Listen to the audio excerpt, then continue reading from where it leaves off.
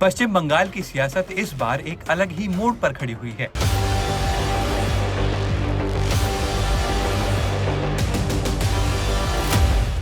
जहां एक तरफ है ममता बनर्जी, जो खुद को अकेली लड़ने वाली नेता के तौर पर पेश कर रही हैं, और दूसरी तरफ है भारतीय जनता पार्टी, जो पूरे दमखम के साथ सत्ता परिवर्तन का दावा कर रही है। ममता बनर्जी ने चुनावी मंच से बड़ा दांव खेलते हुए बीजेपी को बाहरी बताया और कहा कि केंद्र सरकार और 19 राज्य उनके खिलाफ एकजुट हो गए हैं। उन्होंने खुद को बंगाल की जनता की इकलौती आवाज बताया और 226 से ज्यादा सीटें जीतने का दावा किया। लेकिन इस बार माहौल 2021 जैसा नहीं दिख रहा, क्योंकि बीजेपी ने इस बार रणनीति पूरी तरह बदल दी है। जहां पहले सीधा टकराव था, अब नैरेटिव ग्राउंड पर बनाया जा रहा है। अमित शाह पहले ही ममता के इमोशनल कार्ड को चुनावी रणनीति बता चुके हैं और जनता से अपील कर चुके हैं कि वो इस बार भावनाओं नहीं बल्कि मुद्दों पर वोट करें। बीजेपी ने इस चुनाव को परिवर्तन बनाम पुरानी व्यवस्था का चुनाव बना दिया है।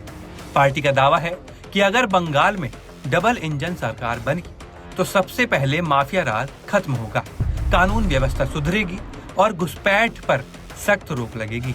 यही नहीं, बीजेपी ने बड़ा दावा किया है कि सत्ता में आते ही यूनिफॉर्म सिविल कोड यानी यूसीसी लागू किया जाएगा, जिससे सभी नागरिकों के लिए एक समान कानून होगा। बीजेपी का सबसे बड़ा फोकस इस बार हिंदू वोट बैंक पर भी साफ दिख रहा है। योगी आदित्यनाथ की ताबड़तोड़ रैलियों ने चुनावी माहौल को और गर्मा दिया है। उनकी सभाओं में साफ संदेश दिया जा रहा है कि ये चुनाव पहचान और सुरक्षा का चुनाव है। राजनीतिक जानकारों का मानना है कि योगी आदित्यनाथ की एंट्री के बाद बीजेपी ने हिंदू वोटर्स को काफी हद तक एकजुट करने में सफलता पाई है। अब दूसरी तरफ ममता सरकार पर लगातार आरोप लग रहे हैं, भ्रष्टाचार, घुसपैठ और कमजोर कानून व्यवस्था को लेकर। नरेंद्र मोदी भी अपनी रैलियों में लगातार इस बात को दोहरा रहे हैं कि बंगाल को विकास के लिए डबल इंजन की जरूरत है।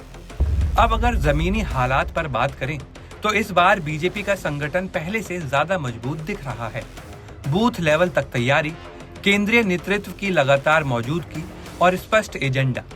वहीं ममता बनर्जी का पूरा फोकस अब भी इमोशनल अपील और बाहरी बनाम बंगाली नैरेटिव पर टिका हुआ है।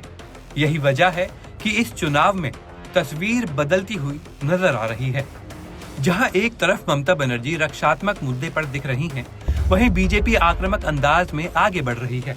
और अगर यही रुझान जारी रहा तो पश्चिम बंगाल की राजनीति में बड़ा बदलाव देखने को मिल सकता है, क्योंकि इस बार सवाल सिर्फ सत्ता का नहीं बल्कि ये तय करने का है कि बंगाल पुरानी राजनीति के साथ आगे बढ़ेगा या फिर एक नए राजनीतिक अध्याय की शुरुआत करेगा।